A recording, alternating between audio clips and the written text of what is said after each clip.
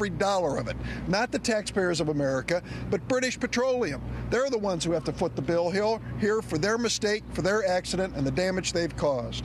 It's my honor now to introduce my colleague and friend from the United States Senate and Senator from Louisiana, Mary Landrieu. Senator Durbin is going to be a strong ally to all of us in Louisiana and the Gulf Coast as we fight for justice and fairness in this situation.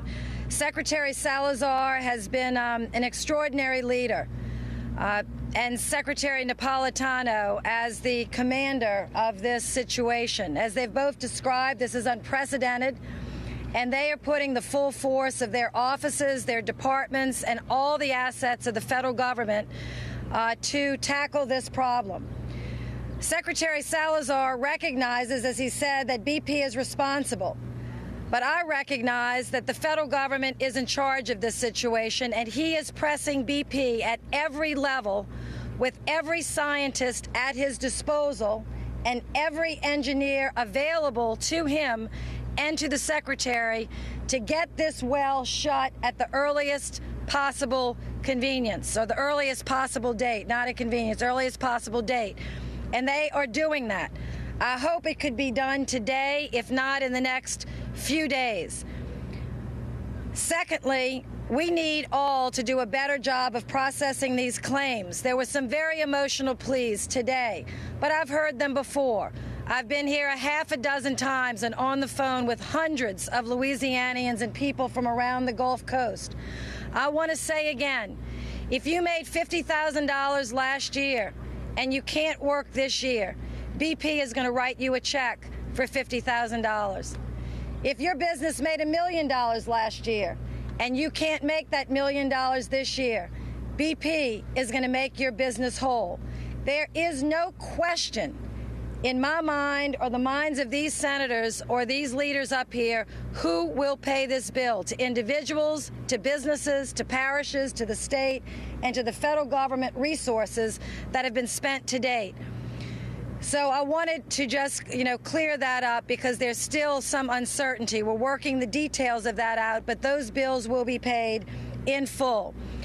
And finally, I just want to say that I could not expect more from Secretary Salazar, who's running this department, to have a balance of prosecuting, and that's a good word, prosecuting this incident, but preparing the right way for the future, for our state, for the Gulf Coast, and for the nation that needs to mine these resources safely. So as we clean up this mess, handle the thing right before us, he also has his eye on the future and how we manage the fisheries industry, the oil and gas industry, and all the industries that call this working coast home in a way that protects us and protects the nation.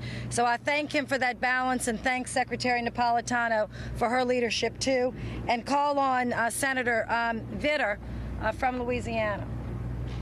Thank you very much, Mary. I want to thank the governor for his great leadership. I want to thank the two cabinet secretaries and our Senate colleagues for being here. We very much appreciate it. I agree with all of the statements that have been made about BP. But I've spent my time today with these federal government officials focusing on what I think millions of Louisianians feel and know is the greatest inadequacy of the federal response. And that's our inability so far to get a timely, positive response to this crucial emergency dredging Barrier Island plan. That's been going on and languishing, unfortunately, for more than 2 weeks. Because of that, I wrote President Obama on Friday a very clear but respectful letter. And I said, Mr. President, we appreciated you coming to Louisiana. We appreciated the clear commitment you made to act in a timely manner and do whatever it takes. But that commitment is now being broken because we cannot get, so far, a timely, clear answer from the Corps of Engineers and others on this emergency dredging Barrier Island plan. We need more boom, we need more boom deployment, but we need that land boom immediately to block oil from our marsh. And so I'm asking the President respectfully again, we need that immediate positive answer. I'll be following up again with Admiral Allen today, again with the leadership of the Corps, and working with the state until we get that positive response. Thank you. Senator Bingaman.